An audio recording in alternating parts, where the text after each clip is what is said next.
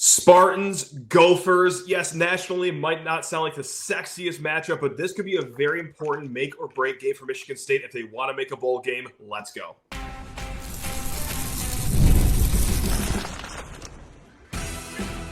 You are Locked On Spartans, your daily podcast on the Michigan State Spartans, part of the Locked On Podcast Network, your team every day. Today's episode of Locked On Spartans is brought to you by FanDuel. Right now, new customers can get $150 in bonus bets when your first $5 bet wins. Spartan friends, Spartan family, Locked On Spartans listeners, thank you all so much for tuning in to Locked On Spartans. It's your team in green and white right here on the Locked On Podcast Network. Please rate, review, subscribe. Give us an early prediction of this Michigan State-Minnesota Gophers game because that is what we will be talking about with the one, the only Dylan Callaghan-Croley of Rivals, also part of the On3 network. I'm just still so confused about that, Dylan. Who do you work for? What? Technically On3, and then as I like to put it, On3 is covering our national regular football content, your non-recruiting content, and then all of On3's recruiting content is going to be through the Rivals brand, which is obviously one of the biggest and most well-known brands in college athletics. So technically On3. Okay. And you do great work for Spartans Illustrated. We should also add that part of the Rivals On3 network. It's so confusing, but hopefully, you know what, this conversation coming up the next 25-ish minutes won't be as confusing because it's quite simple. It's Spartans, it's Gophers, and this is something we've been doing on a weekly basis here. If you guys have missed any previous episodes, we're going week by week, doing a way too early look at Michigan State's opponents. Where I like to start most of these conversations is what will the stakes be for this game? And this one, like this is going to be after the Michigan game, after Michigan State plays 3 out of 4 games on the road. So there is a possibility Michigan State does come in here needing a win in the worst way. Now, right now, Michigan State on paper, and this is all subject to change, especially for a game that's going to happen in November, but S&P Plus tells you that Michigan State's going to be somewhere in the ballpark of 8-point underdogs in this one. But man, hey, after you open up 3 games at home, okay, fine, great, you're feeling okay about that. Maybe you get one of those games, Nebraska, USC, maybe you get UCLA. You're running into 4 games left in the season, starting with this Minnesota game, needing probably 2, possibly 3 more wins. This could be a big one for Michigan State where you look back in December, and if they miss a bowl game again, you're wondering, oh, is that the game that could have made or break this season, just like Boston College did last year. But Dylan, for your Gophers over there, I shouldn't say your Gophers. You cover like 58 teams for On3 and Rivals. So, but for the Gophers, what would the stakes be for this game over there in Minneapolis? Yeah, it's interesting because, you know, without going too in depth in their schedule, they open up with, I think, a manageable first 4 weeks of the season. Buffalo, Northwestern State, those should be 2 games they come out, win both. And then it slightly gets harder. Maybe slightly is not the best word, but they got a road game at Cal in week 3, which could be tough, depending on what that Golden Bears team looks like.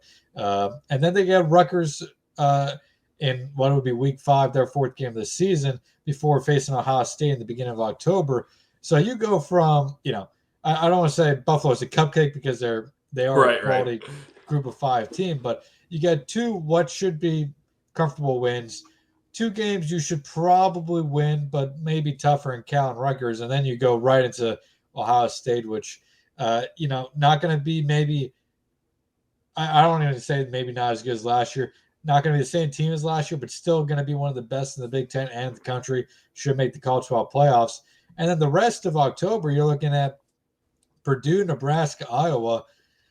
I think they should be Purdue, but Nebraska and Iowa, I could see those being both wins. I could see them both being losses, splits. You just don't know what Nebraska, Iowa is going to be this year, much like Minnesota. I could see those 3 out of those 3 teams. I could see, you know, any of them winning 8, 9, maybe if all goes right, 10 games in a perfect world. And I could see all of them finishing, you know, somewhere between 5 and 7 and 7 and 5. It's just really going to be interesting.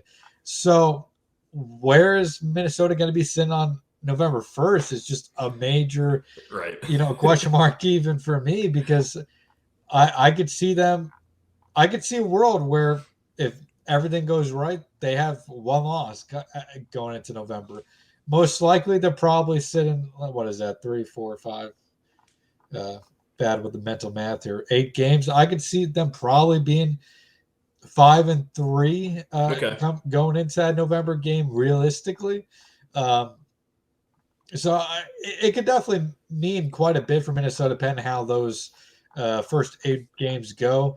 And historically, the Gophers have historically been around that 4 or 5 win mark heading into November.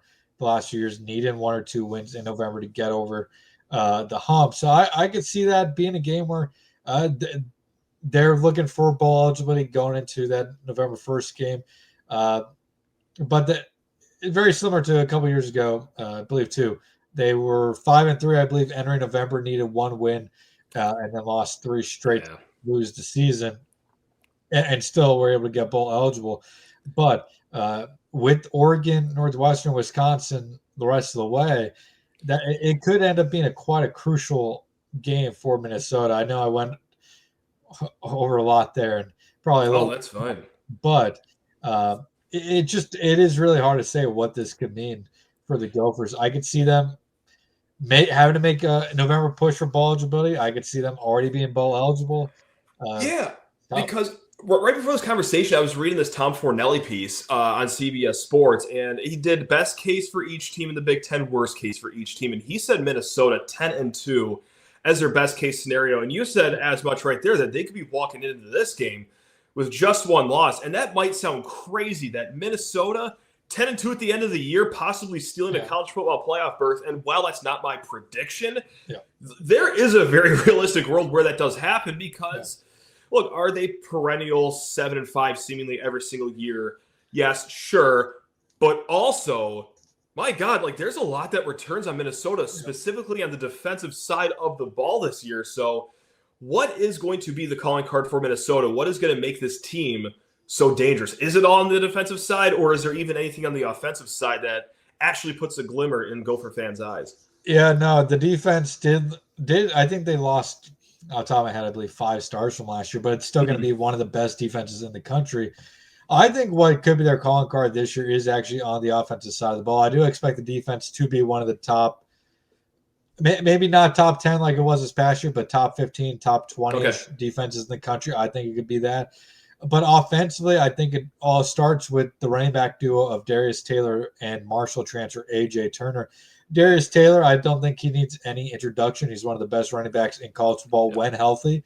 Last year, 1,300 yards from scrimmage, had a little over 800 yards on the ground, and then broke out in the passing game with 500 receiving yards, I believe, 50 receptions. Going to double check that quickly. I may be overestimating the receiving yards.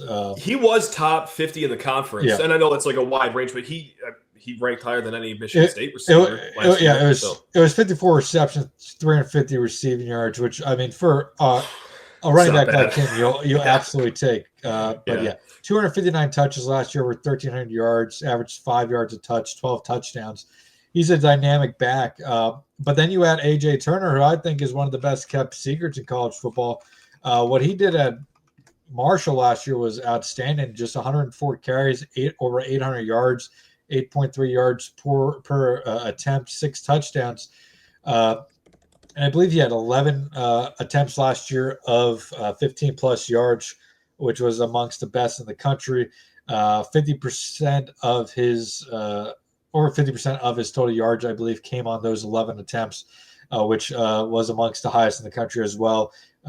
Actually, believe his 54% breakaway percentage, according to PFF, just beat out Ashton Genty last year. Oh, I've heard of him. Yeah. Nice. Okay. Not too shabby of a running back himself. That plays. But, Minnesota the last few years, they've always had a quality running back room, but if they lost their starter, there wasn't that, go-to back that could really pick up where the starter left off.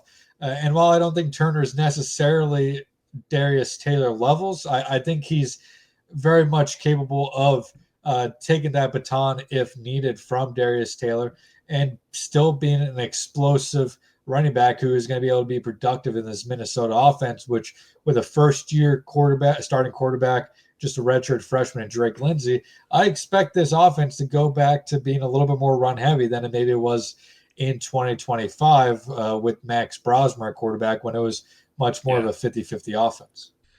More to come with our guy, Dylan Callaghan-Croley. But first, guys, FanDuel, America's #1 sportsbook. They want to make your summer even better because there's no better place to get in on the action than with FanDuel. Summer sports, yes, they are in full swing. Whether you're all about baseball under the lights, golf on the green, or high-stakes soccer action, FanDuel is the best way to make every game even more exciting. And besides, you're already following the action. You're already watching your Tigers. You're watching this golf season. Why not make it even more exciting with FanDuel? Get in on the game while your friends are out getting sunburned at the beach. Come on, guys. You have no time for that. It's time to make it rain with FanDuel. Now, I've been using FanDuel this whole summer, whether it has been this golf season, which I will continue to do for this Open Championship about to happen, and also this baseball season, which, yes, even with All-Star break approaching, you already know it. I will be on FanDuel getting my All-Star game action in there. And hey, if you're new to FanDuel, it gets even sweeter for you because new customers can bet just $5 and get $150 in bonus bets if your first bet wins. That's right, guys. Just open up the FanDuel app or visit FanDuel.com today to get started with America's #1 sportsbook. It's FanDuel. And so just going into the transfer portal here where Minnesota got better positionally because, yes, obviously A.J. Turner, Rivals and I believe 24/7 Sports both had him as a 4-star transfer. Yep. That's your gem right there of the transfer portal class. But outside of him through the transfer portal, is there anywhere they got, even before the game has kicked off, anywhere better just on paper? Or was it pretty much just running back for the most part? No, they were very, very active in the transfer portal this year. I think it ended up about 15 transfers. They really attacked wide receiver hard this offseason. You look at their depth chart, brought in Javon Tracy from Miami of Ohio. He had a pretty solid, pretty good season for Miami, Ohio, 800 receiving yards last year. They also brought in Logan Loya from UCLA in the offseason, somebody who I think is going to be a nice safety valve for Drake Lindsey in that slot spot. The X factor wide receiver is going to be Nebraska transfer Malachi Coleman. I'm not sure he's necessarily ready to make an impact in 2025. Still has a bit of a development to go, but he's a guy that whether it's 2025, 2026, even 2027, whenever he's ready to go, if he is able to continue to develop, he could be a game changer at wide receiver. So they addressed wide receiver quite a bit. They also addressed the offensive line. On the offensive line, they brought in 4 transfers, actually.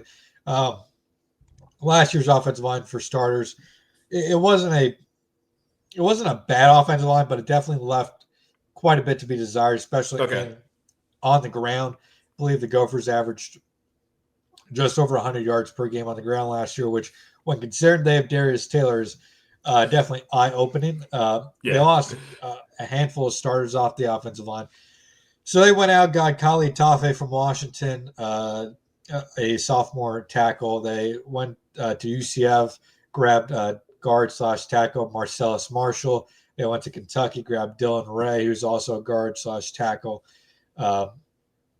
They also picked up late in the transfer portal window Purdue transfer. Let me find him here. Oh, I forgot his name. I know who you're talking about. It's not Dylan Tiananmen, who's playing for Oregon. That would have been a nice pickup. Yeah, that would have been forget his first name. I think it's Jaden Bell. Bell is definitely is the last name. It's been a while since I looked at the transfer portal. Been so focused on recruiting and now no kidding. Going through the Rivals on 3 process. But they addressed the offensive line quite a bit this offseason, which it's going to be interesting. It is Jaden Bell, by the way. Is the offensive line going to be able to mesh early enough in the season to have success by the time they face an Ohio State in early October? I think it's going to be good enough to get through those first 4 weeks against Buffalo, Northwestern State, Cal, and Rutgers. But as that schedule gets a little more difficult, the offensive line is definitely going to have to gel. So, I mean, you look left to right, it's probably going to be Kali Tafe transfer, Greg Johnson at left guard, who was their center last year. So he went from guard in 2023 to center in 2024, now back to guard. They have Ashton Beers going from guard to center as well.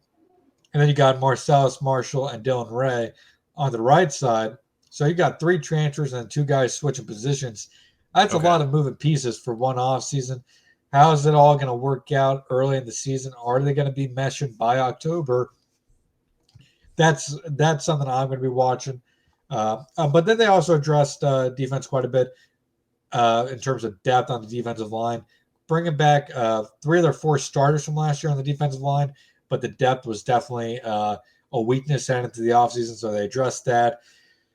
Added Oklahoma State linebacker Jeff Roberson, and then added a pair of transfers in the secondary as well to help solidify a secondary that lost a few veterans over the offseason. Gotcha. And you know what? You mentioned earlier the quarterback, redshirt freshman Drake Lindsey. Is it for sure, like 100% going into the season, his job? Is there any sort of a battle? And if it is just Drake Lindsey's job, I mean, what has the staff so confident that, hey, this redshirt freshman is going to be ready to roll? That's a good question. And it is his job. I don't know if PJ Fleck is going to come out and say it at Big Ten Media Days directly, but it is Drake Lindsey's job. Drake Lindsey is going to Big Ten Media Days with the program, which is also a pretty good sign that it's his job. He battled Georgia Tech transfer Zach Pyron in the spring for that starting job. And it never really was a competition. Pyron never really got his feet under him. He left the program for the end of the spring even. Gotcha, okay. So kind of by default, this was Drake Lindsey's job. They did go out and add Old Dominion transfer Emmett Moorhead, who also started briefly at Boston College, has some depth there. They also have Dylan Whittaker, a former Virginia Tech transfer, in that room. But it is going to be Drake Lindsey's job. What makes him so confident? I think, one, it's the natural arm talent. He is, I think, probably the most talented quarterback they've recruited during the PJ Fleck era, just based off his pure arm talent. He's the prototypical quarterback, 6'5", 230 pounds, big arm, rather accurate.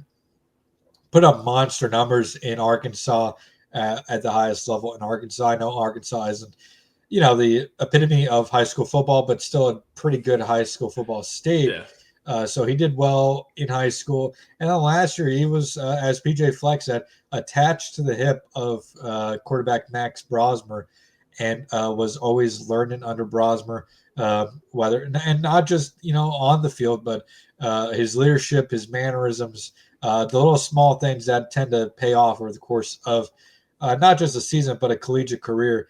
But they think Lindsey has all the talent, skills, whatever you want to call it, to be a productive and, top-tier quarterback in the Big Ten. Maybe it all comes together this season in his first year as a starter. Maybe it doesn't.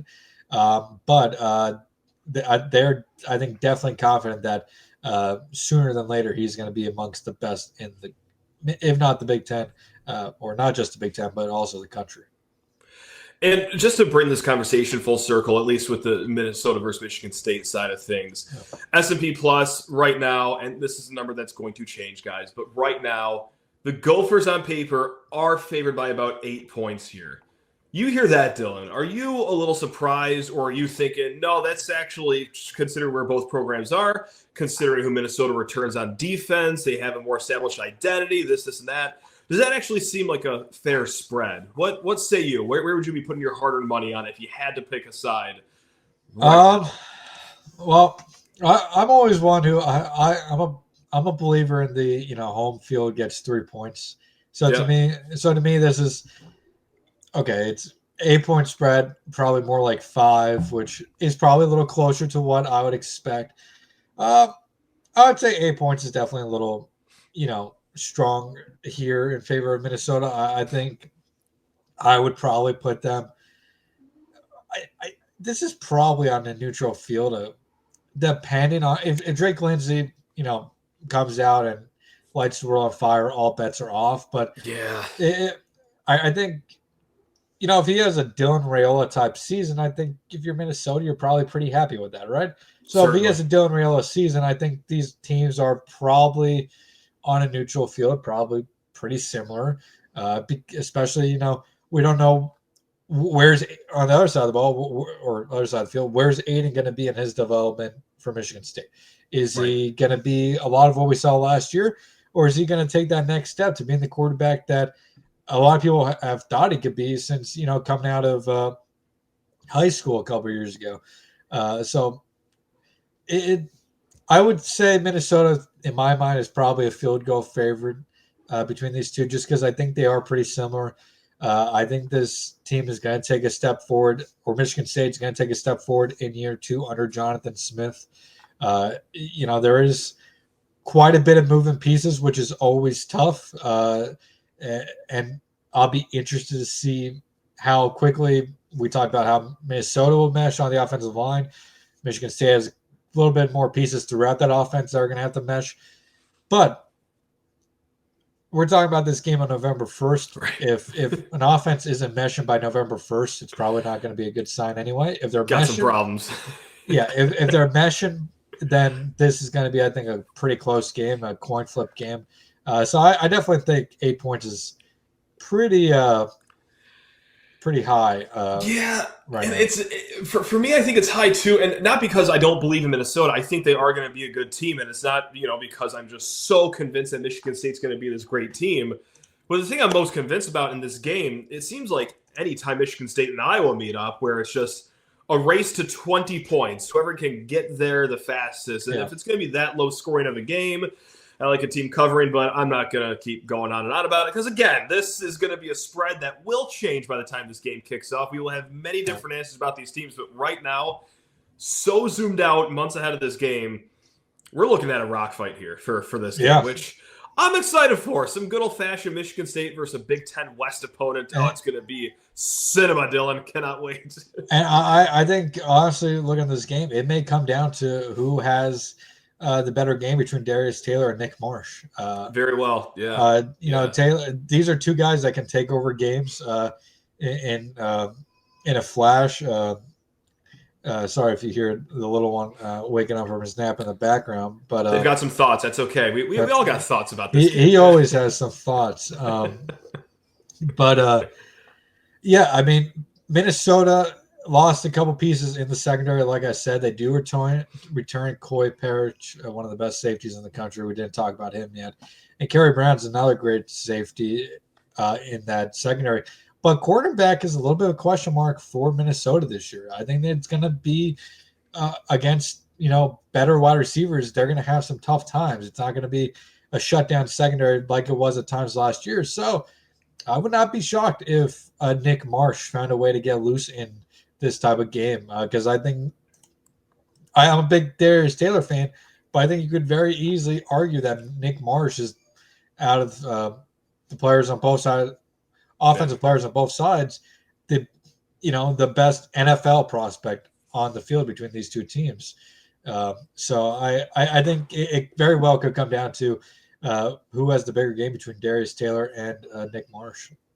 And that's how you do a segue right there, folks. That right there, because we did have a mailbag question we want to get to quickly. If you got time, Dylan. I got time. Excellent. So this one came from Benjamin over at LockedOnSpartans@gmail.com. And yes, this does pertain to our Michigan State Spartans here. The question is there any player on MSU's roster that has a chance of being a first-round NFL draft pick in the future or even in the first 3 rounds? I think Aiden Childs and Jack Velling have a chance, but Nick Marsh should be a lock to be picked in the first 2 rounds. But let me know what you think. Oh boy, I think he's right with the first 3 names there. I don't know a first round for those guys. Jack Felling's going to have to show a lot right now, but he does have that frame. He's shown a little bit at Oregon State. It really has to click for him this year to get back on draft boards, especially in his first 3 rounds. Nick Marsh, certainly I think very highly of him first 2 rounds.